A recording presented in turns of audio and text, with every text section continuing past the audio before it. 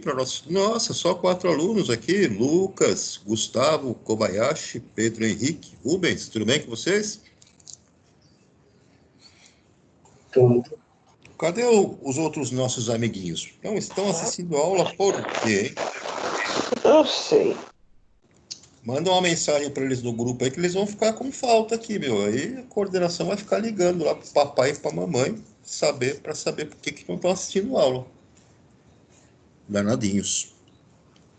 É o professor Alexandro, que é o coordenador, né? Vou mandar essa lista de chamada para eles aqui, para ele conversar com a turminha aí, porque senão fica com falta.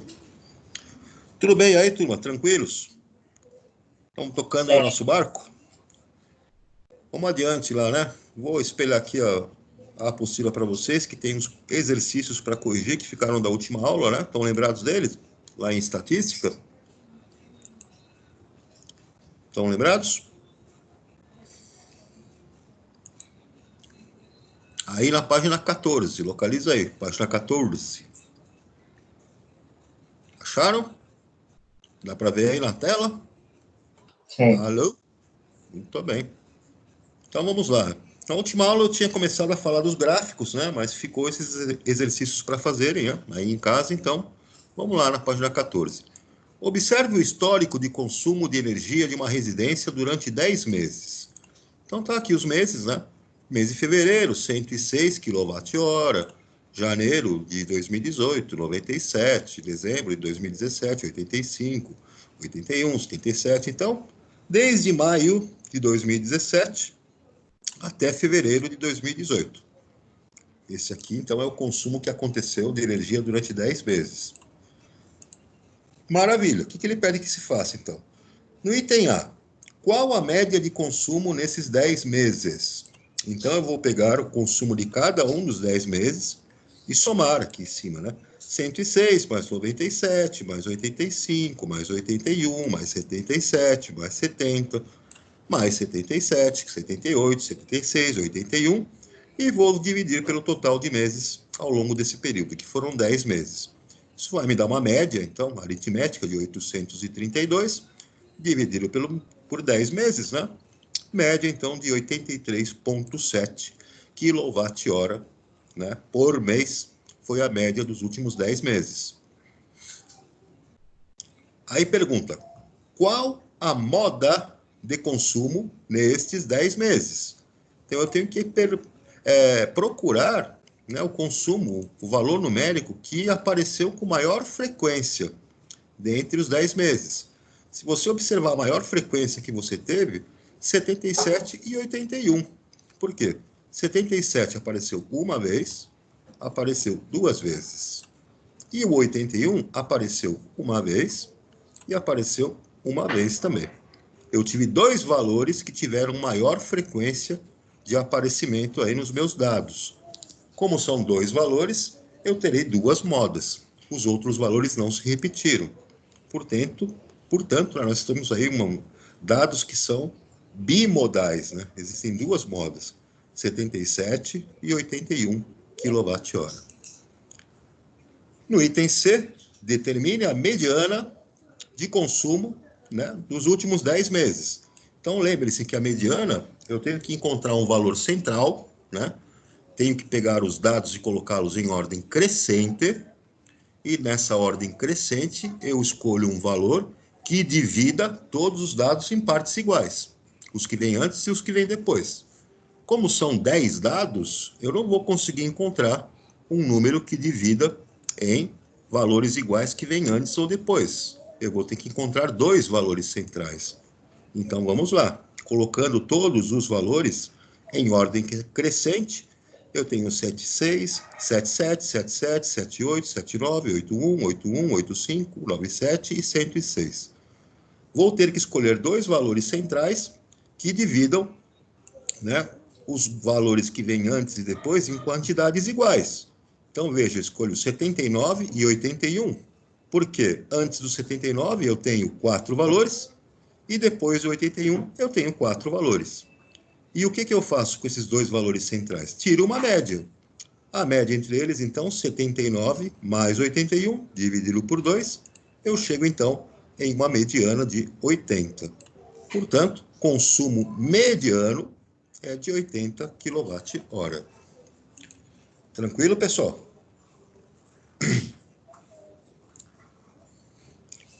Posso ir adiante? Pode.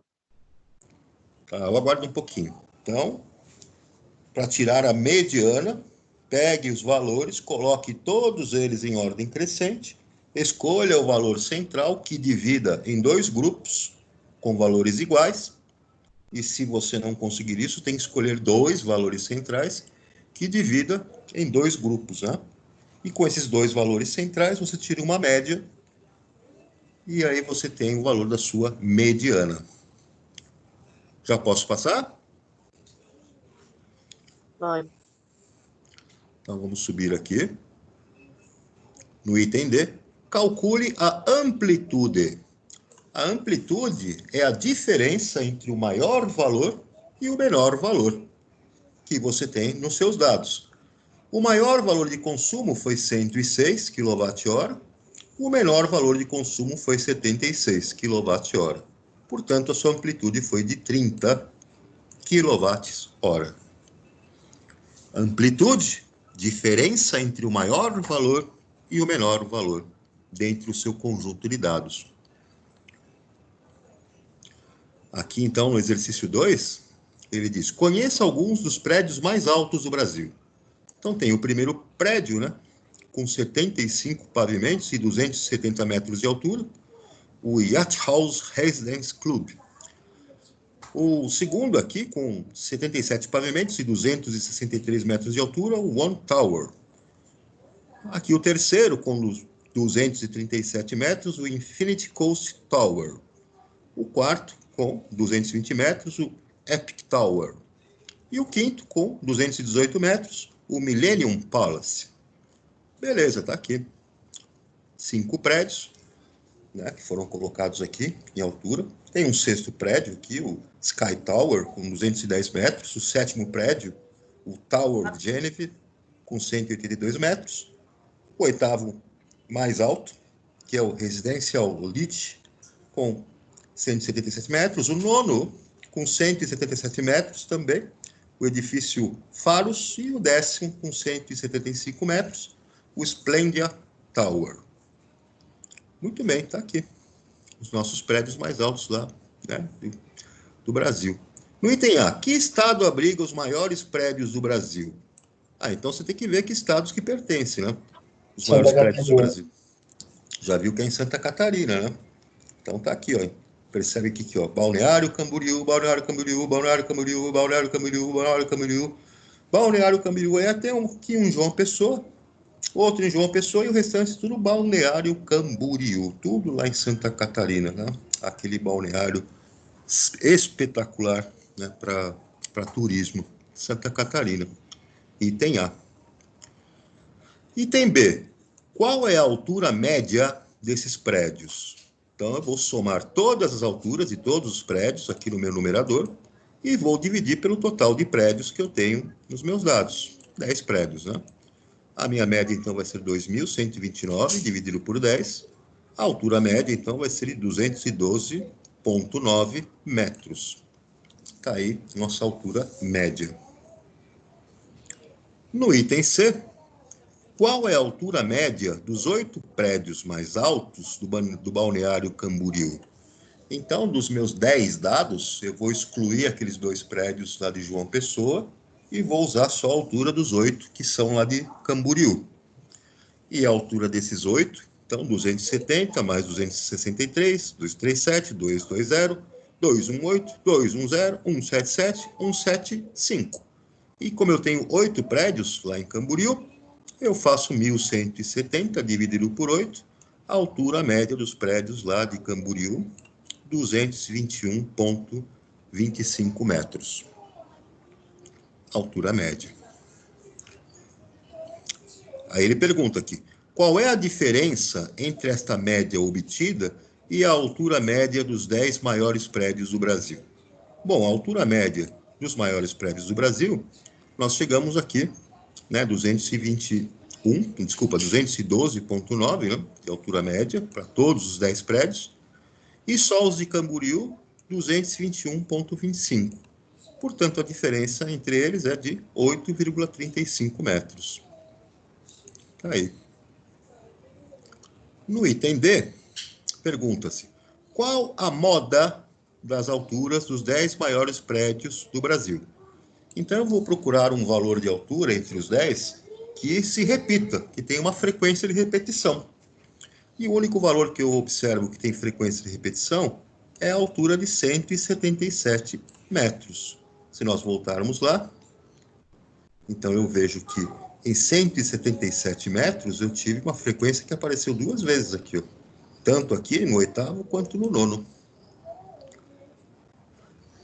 Então, essa aí é a nossa moda.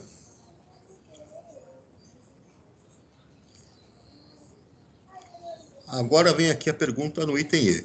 Qual a moda do número de pavimentos nesses prédios, né? Então, em pavimentos, nós observamos lá, voltando, que eu tenho 75 pavimentos no primeiro, 77, 66, 58, 56, 55, 51, 54, 78, 43. Nenhum dado, nenhum valor se repetiu. Então, não existe moda com relação aos pavimentos dos 10 prédios. Então, não existe moda. No item F, determine a altura mediana dos 10 prédios. Então, ele quer a mediana dos valores de altura dos 10. Então, como é que nós vamos fazer para encontrar esta mediana? Temos que fazer aquele esquema dos 10 maiores prédios. A mediana, eu vou pegar dois valores intermediários, aliás, dois valores centrais, né? Nesse caso, nesses 10 prédios, para você determinar essa mediana, você vai pegar todas as alturas e colocar em ordem crescente. Então, colocando as 10 alturas em ordem crescente, você vai escolher dois valores centrais que dividam essas 10 alturas em dois grupos iguais. Um primeiro grupo com 4 e o outro grupo com 4 alturas. E quando você coloca em ordem crescente, você percebe que os dois valores centrais são 218 e 210. E aí você tira uma média entre os dois. 218 mais 210, dividido por 2, chegamos em 214 de mediana. Então, a altura mediana, 214 metros. No item G, determine a mediana do número de pavimentos desses prédios. Então, eu vou colocar todos os pavimentos desses 10 prédios em ordem crescente, 43, 51, 54, 55, 56, 58, 66, 75, 77, 78. E aí, como eu vejo que é um número par, né, de dados no meu conjunto, eu vou ter que escolher dois valores centrais para dividir em dois grupos com a mesma quantidade. Os valores centrais, então, são 56 e 58. Antes do 56, eu tenho 4 números. Depois do 58, eu tenho 4 números. Pego esses dois valores centrais e faço uma média, né? Então, 56 mais 8, dividido por 2, isso me dá a mediana, que corresponde a 57 pavimentos. Tudo bem, pessoal?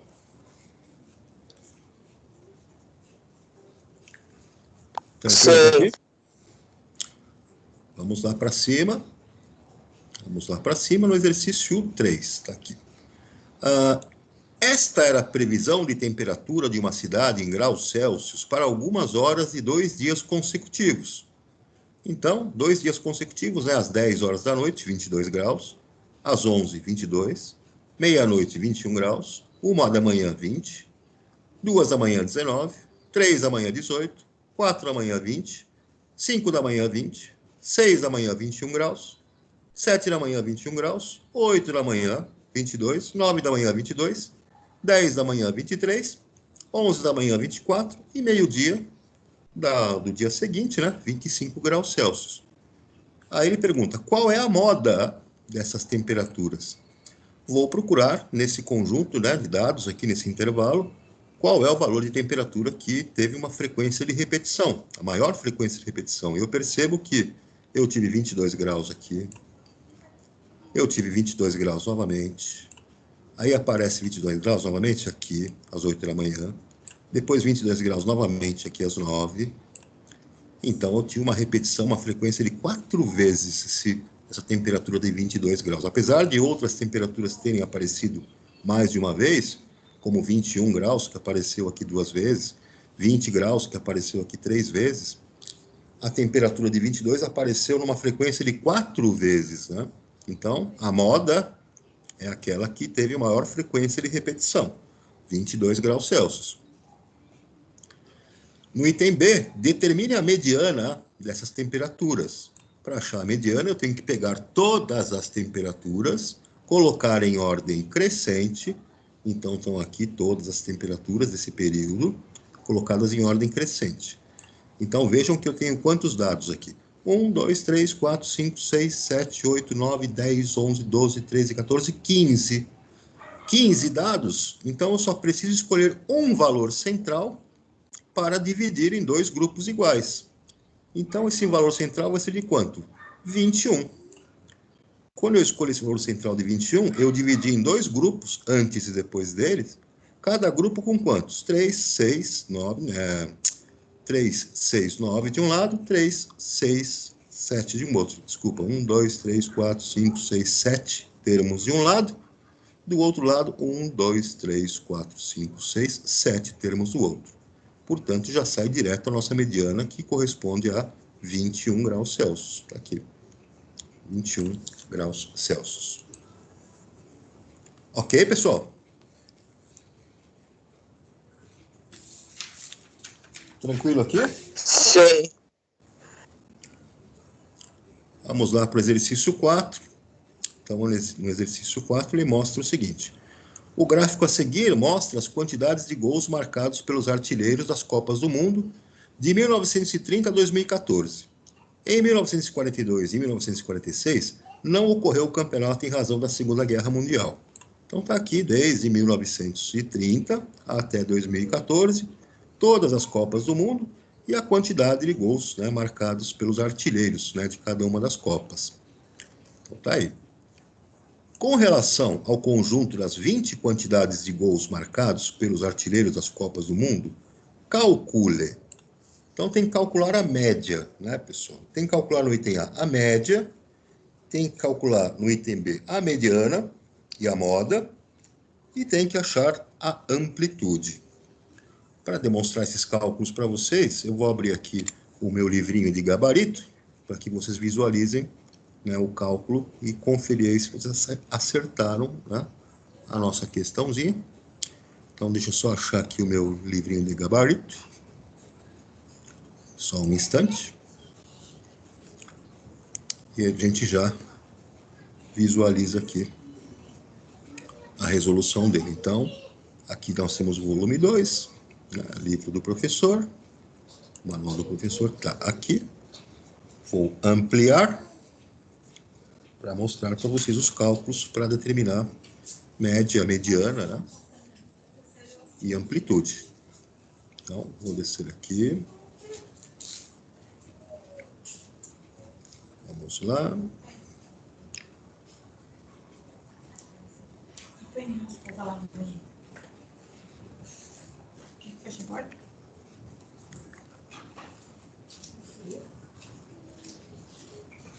Vamos lá, deixa eu ver.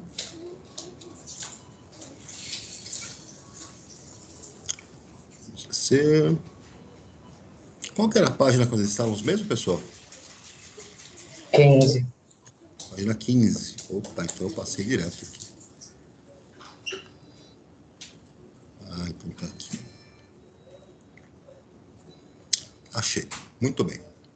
Então ele começou lá na atividade, quarto exercício aqui. Então nós temos que primeiro calcular uma média, né? A nossa média de gols, vou somar todos os gols de todas as Copas, né, marcados lá pelos artilheiros. Então, eu tenho aqui a somatória 8, mais 5, mais 7, mais 9, até a última Copa, onde o artilheiro marcou 6 gols, e divido pelo número de Copas, total de 20. Essa média, então, vai me dar 143, dividido por 20. Portanto, média de gols nas Copas, em cada uma das Copas, 7,15 gols de média. Então, esse é o cálculo da média de gols em todas as 20 Copas que foram colocadas aí no gráfico. No item B, escrevemos as quantidades de gols marcados em ordem crescente, porque eu quero determinar a mediana. Então, vejam a mediana, né? Em ordem crescente, eu tenho 4, 5, 5, 5, 6, 6, 6, e vou colocando todos os valores em ordem crescente. No momento que eu coloquei em ordem crescente, eu vou escolher um número central, né? Esse número central tem que dividir em dois grupos, né? Mas percebam que a quantidade de números que eu tenho, 20, então eu vou ter o conjunto de números em dois grupos de mesma quantidade, antes e depois. Quem são esses números? Né? 6 e 6. Então, se eu escolher o número 6 e 6, aqui, os números centrais, eu consigo dividir em grupos iguais. Então, a mediana vai ser a média aritmética entre o 10º e o 11º valor. 6 mais 6, 12 dividido por 2, portanto, mediana igual a 6. Ele quer que nós determinamos também a moda, né? Então, fica fácil de ver a moda, porque vejam quantas vezes apareceu o número 6, né? Quantas vezes? 1, 2, 3, 4, 5, 6, 7. O número 6 apareceu com maior frequência, né? 7 vezes, portanto, ele é a moda. A moda é 6. Quanto à amplitude do item C, a amplitude sempre vai ser a diferença entre o maior valor, 13, e o menor valor, 4. Portanto, 13 menos 4, a nossa amplitude é de 9. 9 gols.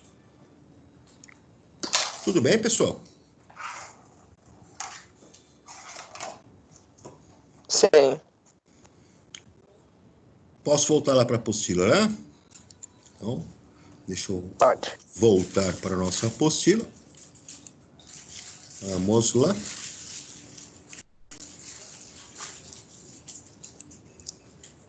Vamos dar sequência aqui a nossa correção. Está aqui nossa apostilinha.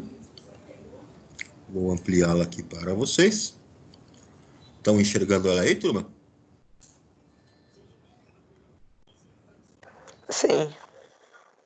Vamos lá, vamos lá, vamos adiante, vamos adiante, vamos adiante. Vamos adiante. Mais para frente, mais para frente. Mais para frente. Muito bem, estávamos aqui nestas atividades e era justamente esse exercício 4 da página 15. Vamos lá para o exercício 5 da página 16. Ao iniciar suas atividades, um ascensorista registra tanto o número de pessoas que entram quanto o número de pessoas que saem do elevador em cada um dos andares do edifício onde trabalha.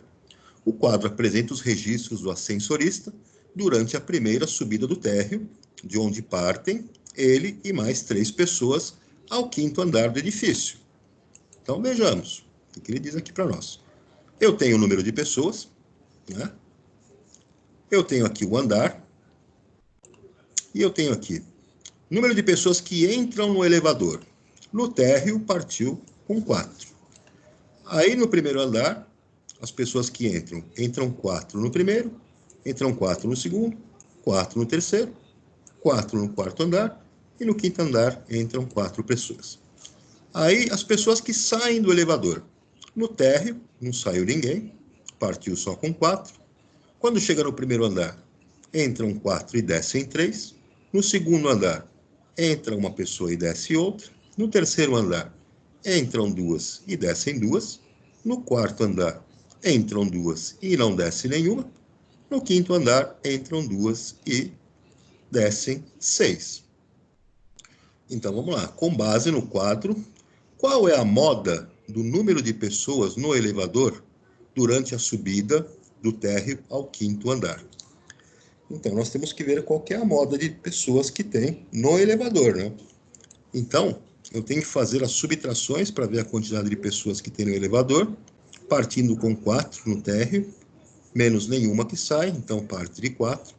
No primeiro andar, entram mais 4, então 4 que entraram, com 4 que nós tínhamos, teremos 8. Saem 3 pessoas, restarão 5. Então, eu tenho um dado que é 5. Dessas 5, no segundo andar, entra mais uma, passam a ser 6, e sai uma, volta lá para os 5. No terceiro andar, eu vejo, então, que eu tinha 5 pessoas, entram mais 2, 7. Saem 2, volta para os 5. De novo, aparece os 5 aqui. Com 5 pessoas no quarto andar, entram mais 2, passam a ser 7, e não sai nenhuma. Então, eu fico com 7 pessoas no quarto andar. Quando chega no quinto andar, entram 2, ou seja, de 7 pessoas que eu tinha, passam a ser 9, e descem 6. Então, eu passo a ficar com 3 pessoas. Reparem, então, que a quantidade de pessoas ao longo dos andares, conforme ele foi percorrendo, a quantidade que mais repetiu na frequência foi de 5 pessoas. Então, esta é a nossa moda do número de pessoas no elevador durante a subida até o quinto andar. Sempre fazendo a diferença entre quem eu tinha, quem saiu e somando quem entrou a cada andar. Tudo bem, pessoal? Tranquilo até aqui? Sim. Sim. Outro exercício do Enem, exercício 6. Suponha que a etapa final de uma gincana escolar consiste em um desafio de conhecimentos. Cada equipe escolheria 10 alunos para realizar uma prova objetiva, e a pontuação da equipe seria dada pela mediana das notas obtidas pelos alunos. As provas valiam, no máximo, 10 pontos cada. Ao final, a vencedora foi a equipe ômega, com 7,8 pontos, seguida da delta, com 7,6. Um dos alunos da equipe gama, a qual ficou na terceira e última colocação, não pôde comparecer, tendo recebido nota 0 na prova. As notas obtidas pelos 10 alunos da equipe gama foram 10, 6,5, 8, 10, 7,6, 5,7, 5,7, 8,6 e 0. Então, essas aqui foram as notas da equipe gama. Se o aluno da equipe gama que faltou tivesse comparecido, essa equipe, o que aconteceria? Ficaria na terceira posição, iria para a segunda ou teria vencido a competição, né? Vejamos, então, como é que nós podemos resolver isso? Bom, a nota que nosso amiguinho aqui, que não compareceu, foi de 0 na equipe gama. E ele falou no enunciado, né, que a equipe que venceu tinha 7,8 pontos. E vejam que o que foi obtido aqui, com relação à pontuação, ele pegou a mediana das notas. Então, ele pegou aquele valor central, né, das notas em ordem crescente, e, de acordo com esse valor central, é que determinou qual equipe que venceu. A equipe gama, que ficou em terceiro, não poderia ter vencido a competição. Por quê? Todas as notas que essa equipe obteve foram 10, 6,5, 8, 10, 7, 6,5, 7, 8, 6 e 0. Então, se você colocar todos esses números de nota em ordem crescente, o que vai acontecer, então? Eu vou escrever aqui em ordem crescente. Primeiro, a nota 0 do cara que não compareceu, mas mesmo que ele tivesse comparecido, né, você teria aqui um valor que poderia ser entre 0 e 10. E isso não mudaria nada, porque se fosse 10 aqui, seria igual a uma das outras notas 10. E mesmo assim, colocando com esse cara que faltou, tirando nota 10, colocando em ordem crescente e escolhendo a mediana, ainda assim, a nossa equipe delta ficaria com os mesmos 7, a nossa equipe gama, né, que ficou em terceiro, ficaria com a mesma mediana. Então, como é que nós encontraríamos a mediana aqui entre todos esses valores? Basta colocar, né, em ordem crescente, então vou colocar o 0, depois vou colocar o 6, depois o 6,5, depois vou colocar 7. Aliás, vou colocar o 6,5 duas vezes, vou colocar o 7, depois eu vou colocar aqui o 7, tem 7,5? Não. Então, vai ser o 7 duas vezes que ele vai aparecer, depois vai aparecer o 8 duas vezes, e depois apareceria o 10 uma vez, e o cara que tivesse comparecido, se tirasse 10, também teria um 10. Então, percebam que eles teriam aqui, no valor de mediana, um valor que seria abaixo do 7,8 de quem ganhou, e um valor abaixo de 7,6, de quem ficou em segundo. Isso faria, então, com que essa equipe permanecesse na terceira posição, independentemente da nota obtida pelo aluno. Eu vou abrir só lá no nosso gabaritinho para vocês verem como que é a sequência de números e como foi encontrada essa mediana, porque não dá para escrever com este mouse aqui na nossa telinha aqui. Então, vamos lá. Volume 2, Manual do Professor. Vamos achar lá o exercício. Deixa eu descer aqui, ampliar para vocês. Essa questão, então, obriga você a determinar a mediana, né, lá de um conjunto de dados de notas de prova, né? Vamos lá, descer, vamos descer. Estamos chegando lá, pera lá. Ah, deixa eu ver, aqui tá. Tá.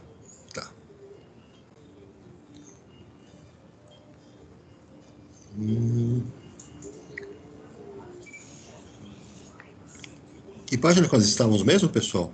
Página... Aqui... 16. Achei aqui. Então, exercício... Isso. É o exercício 6, né? Então, vamos lá para o exercício 6, como eu tinha comentado com vocês. Bom, se você excluir a nota do aluno que tirou 0, o que vai acontecer, né? Você vai ter que obter lá uma mediana, ainda assim, né? Para você obter a mediana dessa equipe gama, o que vai acontecer? Vai colocar as notas de todos os outros alunos, né, que compareceram, excluindo o 0 do aluno que faltou. E aí, então, você vai ter as notas 6, 6,5, 6,5, 7, 7, 8, 8, 10 e 10. Então, aqui nós percebemos que colocamos todas as outras notas em ordem crescente, excluindo a nota do aluno que faltou, né? Essa nota 0 foi excluída. Agora, o que você faz, né? Você vai obter aqui o valor médio que separe em dois grupos de valores iguais, porque você quer a mediana. O critério de quem vence é quem tem a maior mediana. Então, veja que o meu conjunto de números aqui é um conjunto onde eu tenho que pegar dois valores centrais para dividir o grupo em dois grupos iguais, de mesma quantidade. Então, veja que antes desse valor 7, eu tenho 1, 2, 3, 4, 5, 6 termos, e depois eu tenho 1, 2, 3, 4, e depois eu tenho também 4 termos. Então, 4 valores antes, 4 valores depois. Veja que, então, a mediana vai ser a média dos valores centrais, 7 mais 7 dividido por 2, então eu chego no valor de mediana 7. Ainda não é suficiente, né, para poder ter vencido a competição, por isso que ficou em terceiro lugar. Agora, se esse aluno tivesse comparecido e obtido nota 10, na melhor das hipóteses, como é que seria, então, a pontuação da equipe gama? Qual seria a mediana nesse caso? Agora eu vou ter aqui as notas na sequência, né? Ordem crescente, 6, 6,5, 6,5, 7, 7, 8, 8, 10, 10 e aparece mais um 10 porque agora o aluno vai estar participando. Então eu pego os valores centrais, 7 e 8. Esses valores centrais dividem em dois grupos os números, né? Um primeiro grupo com 4 números, um segundo grupo também com 4 números. E aí, esses valores centrais, eu tiro uma média entre eles, 7 mais 8, dividido por 2, ele chegaria, então, numa mediana de 7,5. E vejam, com a mediana de 7,5, ainda assim eles ficariam lá em terceiro lugar, porque os outros dois grupos, né, tiveram medianas maiores. Então, não adiantaria nada nosso amiguinho excluir a nota dele, porque a mediana seria 7, e se ele tivesse comparecido ainda assim e tirado 10, sua mediana seria 7,5. E esse valor é abaixo da mediana dos outros dois grupos. Não ia mudar em nada a posição dele. Tudo bem, pessoal? Sim. Voltando lá para a nossa apostila. Espera lá. Vamos abri-la aqui. Aqui está ela. Deixa eu lá voltar lá nos nossos exercícios. Vamos lá, vamos lá.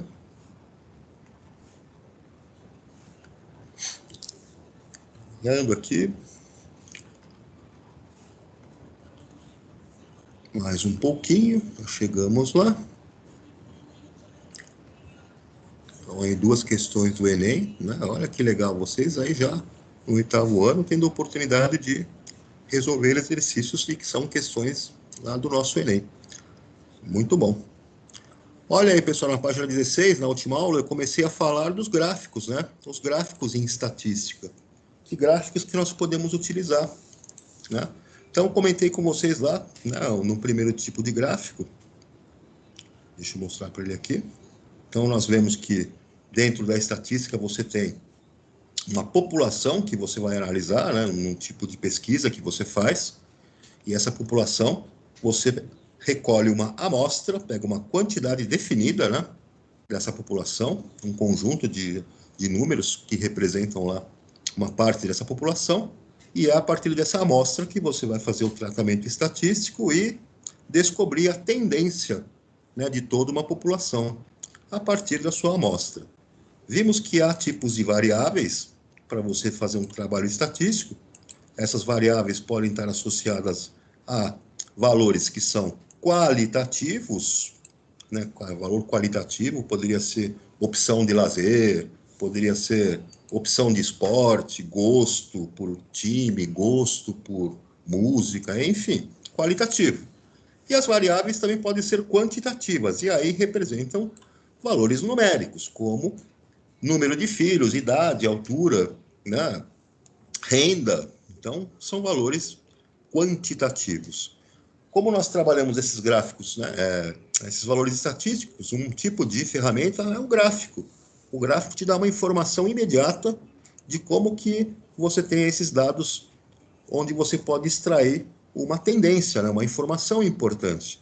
O primeiro tipo de gráfico que nós vimos é o gráfico de barras verticais ou de colunas. Então, aqui você tem um exemplo, né, de um gráfico de barras verticais, onde você tem um percentual, né, da sua amostra e o que as pessoas fazem para espantar o cansaço. Então, 62% das pessoas da amostra que você tem, né, preferem dormir, 13% preferem assistir TV, e assim por diante, na ordem de preferência das pessoas, né, em termos percentuais, num diagrama aí, num gráfico de barras. É uma das maneiras de você analisar os dados estatísticos. Outro exemplo que foi colocado lá foi o gráfico de barras horizontal. E aí, nesse gráfico de barras horizontal, também te dá essa informação a respeito de uma população, né?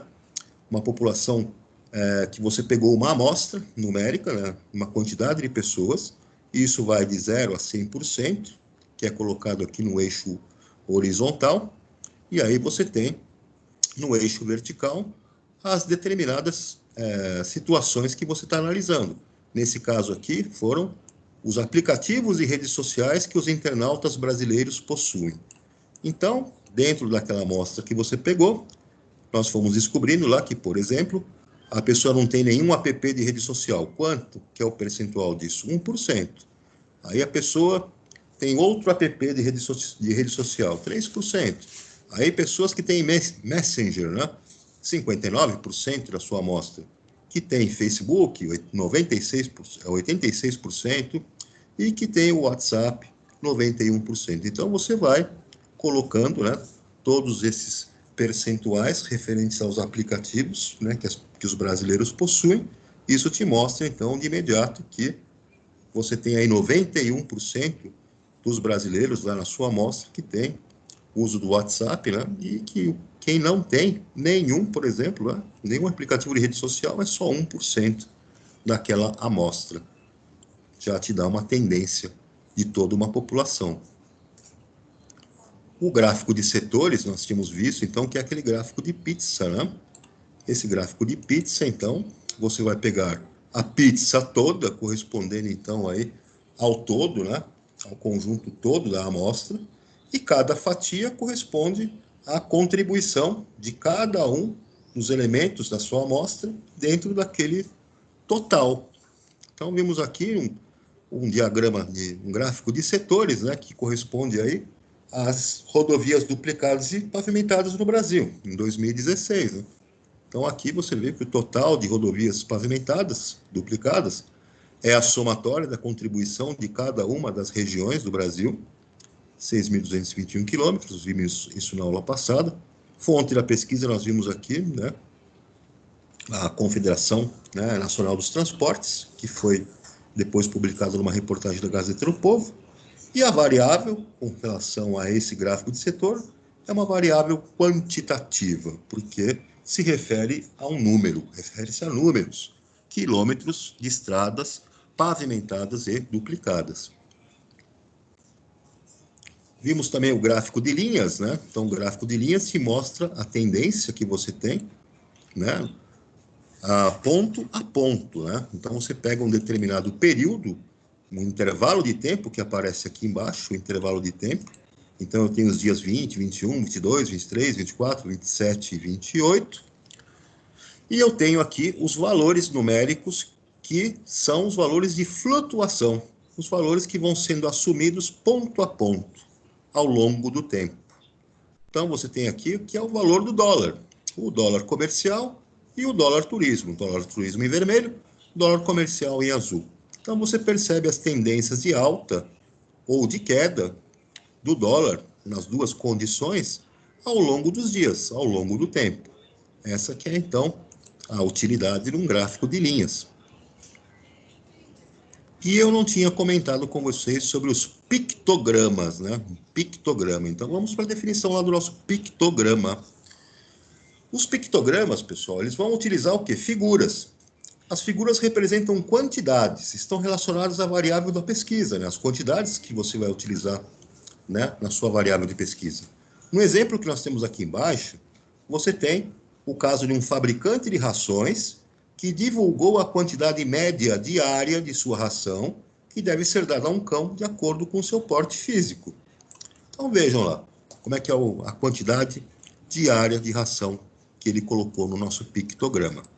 Notem então que eu tenho uma escala aqui no eixo vertical que vai de pequeno, médio a grande. E que o símbolo que ele usou é um símbolo de um potinho aqui de ração. E ele disse que esse símbolo de potinho aqui de ração corresponde a 50 gramas. Cada potinho desse, então, são 50 gramas de ração. Aí ele falou para você o seguinte, que se o cachorro é pequeno, você tem que colocar 4 desses potinhos. Então, 4 vezes 50 gramas. Você vai dar para o seu cachorrinho pequeno 200 gramas, né? Se você tem um cachorro de porte médio, você tem que colocar 1, 2, 3, 4, 5, 6 potinhos. Então, 6 potinhos desse aqui, cada um com 50 gramas. 6 vezes os 50 gramas, você vai colocar lá os seus 300 gramas. E se o cachorro for grande, aí olha a quantidade de potinhos aqui. Você tem 1, 2, 3, 4, 5, 6, 7, 8, 9,5. Então, 9,5. Para você saber a quantidade, então, vai multiplicar cada potinho de 9,5 por 50, que é exatamente a resposta do item A. Qual é a quantidade média diária de ração recomendada para um cachorro de grande porte? Então, você vai colocar 9,5 potinhos de 50 gramas, corresponde a 475 gramas. É a quantidade diária da ração para o cachorrão. No item B, segundo o fabricante, quanto de ração um cão de porte médio deverá comer a mais do que um cão de porte pequeno? Então vejam, pessoal, o cão de porte pequeno tem que comer 4 potes. 4 vezes 50, 200 gramas. O cão de porte médio tem que comer 6 potes. 6 vezes 50, 300 gramas. 300 do médio menos 200 do pequeno, o nosso amiguinho vai comer, então, 100 gramas a mais. 300, né, do médio menos 200 do pequeno, o nosso amigo de tamanho médio comerá 100 gramas de ração a mais. Esse, então, é um diagrama, né? Na verdade, que é chamado de pictograma. Tem símbolos representando, né? No item C, quantos quilogramas de ração serão necessários para alimentar um cão de porte médio durante 30 dias? Então, vejam, pessoal, Sabemos que no porte médio, ele tem que comer 6 potinhos daquele, né? Então, é 6 vezes 50, 300 gramas em um dia. Muito bem, mas durante 30 dias, eu vou colocar 300 gramas por dia. Eu faço 30 vezes 300 gramas, um total de 9.000 gramas. Bom, 9.000 gramas para passar para quilograma, eu sei que cada quilograma tem 1.000 gramas. Portanto, 9.000 gramas equivale a 9 quilogramas. Então, o nosso amiguinho vai comer 9 quilogramas de ração. Tudo bem até aqui, turma? Certo. Agora vamos ver aqui, ó, dados agrupados em classes. Vamos ver dados agrupados em classes. O que significa isso? Existem situações em que utilizar um dos tipos de gráfico que estudamos até agora não é prático e nem conveniente. Vamos ver um exemplo em que isso acontece, né? Olha só a situação. Em uma escola, as alturas em centímetros dos 100 alunos do 8º ano estão registradas no quadro. Pelo amor de Deus, olha isso aqui, cara. Os 100 alunos do 8º ano, as alturas deles estão aqui em centímetros marcadas. Puxa vida. Veja aqui, ó. Note que as alturas variam de 150 a 179 centímetros. De fato, a menor altura, 150, a maior altura, 179. Além disso, existem muitos valores diferentes de uns para os outros. Podemos reunir os dados obtidos agrupando-os em intervalos, que também chamamos de classes. Como que nós fazemos isso, então? Bom, você vai pegar um intervalo, né? Nesse intervalo, o primeiro passo seu é achar a amplitude total. A amplitude, como nós já sabemos, é o maior valor menos o menor valor. Então, a amplitude total, que nós temos aqui, maior valor, 179, menor valor, 150. Amplitude de 29. Agora, quantas classes você vai utilizar? Aí é que está, né? Você não vai ter uma regra para isso, geral. Então, você que vai determinar quantas classes você vai utilizar, de forma a você obter melhores condições de tirar boas informações lá do seu gráfico. Do seu gráfico não, boas informações lá do seu conjunto de dados, né? Então, você vai fazer o quê? Por exemplo, nesta situação, nós vamos utilizar 6 classes, tá? Então, essas 6 classes que nós vamos utilizar, vamos aplicar aqui, ó. Sabendo a amplitude total, tá? E escolhido o número de classes, você vai dividir a amplitude, né, de cada classe. Como que você vai dividir essa amplitude de cada classe? Você vai dividir, né, a amplitude total pelo número de classes que você escolheu. Então, vejam, 29 é um número que não vou conseguir dividir por 6 classes que eu escolhi. Não vai rolar. Você precisa, então, ajustar isso aqui para um número que você tem que ter condições de dividir por 6, que é o número de classes que você escolheu. De 29, para escolher um número que seja divisível por 6, dessa amplitude, vamos pegar, então, 30. 30 é divisível por 6. Então, você já fez uma primeira aproximação. A amplitude de cada classe que você obteve, 30. Você não colocou 29 da amplitude porque ele não consegue dividir pelo número de classes que você escolheu. Então, você ajustou para 30, divisível por 6, portanto, 5. Olha aí. Com isso, você tem 5, né? Cada classe vai ter o quê? Amplitude 5. Se cada classe tem amplitude 5, vamos fazer o quê agora? Você já pode determinar as 6 classes que você escolheu. Você vai começar com o menor valor, que é 150. Qual será o próximo número?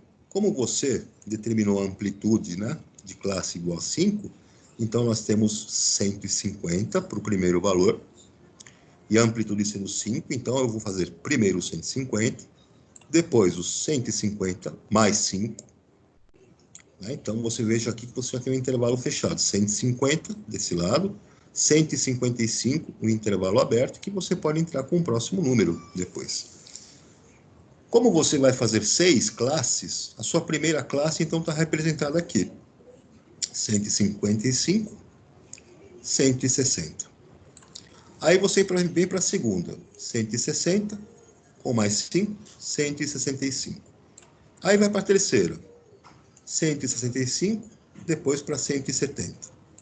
Para a quarta, 170, para 175. E assim por diante. Então vejam como é que vai ficar aqui os nossos intervalos. Você vai ter uma primeira classe que começou no 150 e foi até o 155. Uma segunda classe, veja que eu estou pulando de 5 em 5, né? De 155 a 160. Uma terceira classe, 160 a 165 é a faixa. A próxima, 165 a 170. A próxima, 170 a 175. A última, de 175 a 180. Estão aqui as 6 classes que nós queríamos. Vai ter o total. E aí você vai procurar no seu conjunto de dados todos os caras que estão dentro do intervalo de cada uma dessas classes que você estipulou. Então, vejam, os valores 150, 151, 152, 153 e 154 pertencem à primeira classe. Tenho 5 alunos de frequência nesta faixa, na primeira.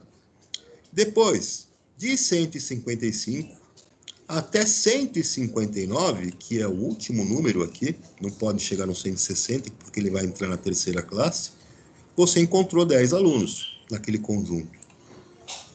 Depois, de 160 até 165, você encontra 30. E assim por diante. Você vai localizando os números e você coloca, então, a frequência de alunos para cada uma dessas classes, de forma que você chega no total de 100 alunos que você analisou, que estavam lá nos seus dados. E aí, pessoal, vocês vão construir o que nós chamamos de histograma. O histograma, então, vai ser um gráfico formado por retângulos justapostos, unidos. A largura de cada retângulo é igual à amplitude de cada classe. E a altura corresponde à frequência. Então vejam como nós vamos construir um histograma com esses dados que nós fizemos de altura dos alunos.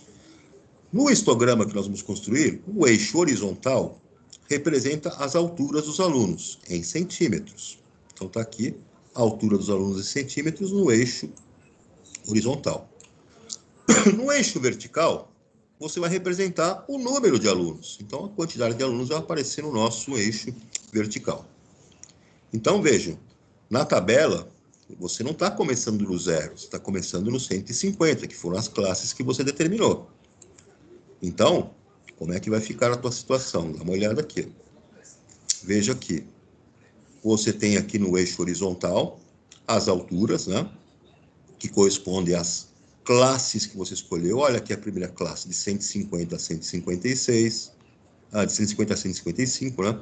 Depois eu tenho de 155 a 160.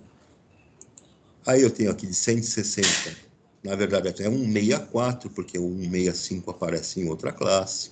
Depois do 165 ao 169, depois do 170 ao 174, e depois do 174 ao 180. E aí, para cada uma das classes, vocês viram qual era a frequência que aparecia de alunos, né? O número de alunos que apareciam para cada uma delas. 5 alunos na faixa de 150 a 154. 10 alunos nesta outra classe, que vai de 155 até 159. 15 alunos que vão na faixa dos 160 ao 164 de altura, 20 alunos que vão dos 165 até os 169 de altura, 25 alunos que correspondem à sua faixa que vai de 170 até 174, e aqui eu tenho 30 alunos nessa faixa, tá vendo? Que vão de 160 até 164.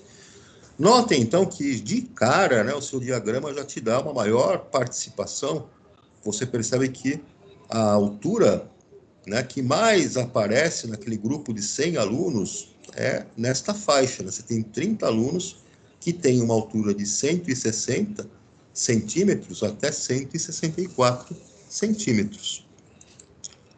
Um outro exemplo que nós podemos ver aqui, eu tenho, então, em um curso preparatório para o Enem, o diretor fez uma pesquisa para saber quantas horas semanais os alunos estavam estudando, além do período que estão na sala de aula. Os resultados foram organizados na seguinte tabela. Então, tempo de estudo, né, em horas. De 1 a 8 horas, né, 6 alunos. Estudam de 8 horas a 16, 12 alunos. De 16 a 24, né, 20 alunos. 24 a 32, 8 alunos. E assim por diante, um total de 50 alunos. Então, a construção do seu histograma vai aparecer aqui do lado, né? Vejam que na primeira classe, que vai de 0 até 7 alunos, esse 8 vai aparecer para a segunda classe, eu tenho aqui o 6. Aí do 8 até o 15, o 16 já vai ser outra classe, eu já tenho aqui 12 alunos. De 16 horas até 24, na verdade 23 horas, né?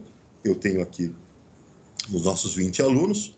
De 24 horas até 31 horas, eu tenho os nossos 8 alunos, e de 32 horas a 40 horas, né, eu tenho aqui 4 alunos. Está aqui o nosso histograma construído a partir de classes que eu determinei nos tempos de estudo.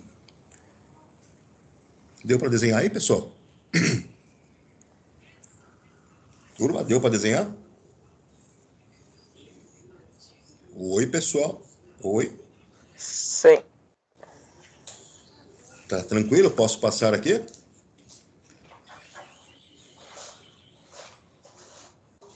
Agora, responda as seguintes perguntas. Professor, Oi. vai começar a aula de história. Tá, só vou terminar isso aqui e já vou liberar vocês. As perguntas são: quantos alunos estudam menos de 16 horas por semana?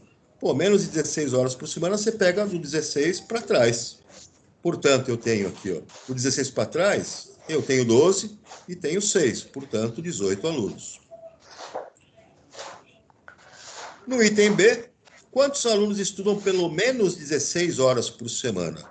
Pelo menos 16, então, eu tenho aqui a região que eu vou pegar, pelo menos 16, então, pode ser 16, pode ser 24, pode ser 32, mas pelo menos 16 é exatamente a quantidade desta barra aqui.